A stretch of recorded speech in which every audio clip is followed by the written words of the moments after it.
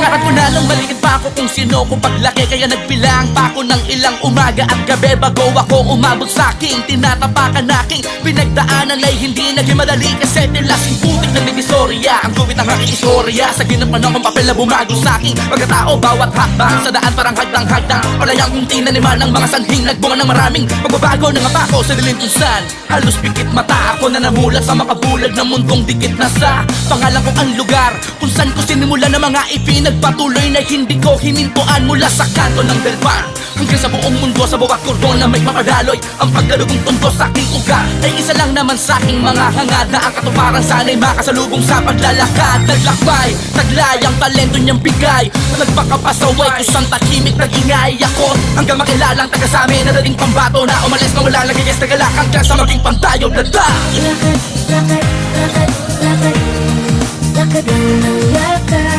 Lakad, lakad, lakad, lakad, lakad lang ng lakad. Lakad lang kahit ikaw ang mag-isa. Huwag mong sabayan ang alon, ikaw ang magbigtas. Alungatin na namang dumating basta huwag hihinto sa lakad. Kahit aking ulitin, ugitin muli mga guhit ko sa palat. Sige, Makulay man ang lakad mundo, lang. ginawa ko lang kung tititim ang pagtingin ko na mapansin ko ang liwanag at dilim sa bawat anggulo ng buhay. Di man maexplika ang larawan ng kinabukasan.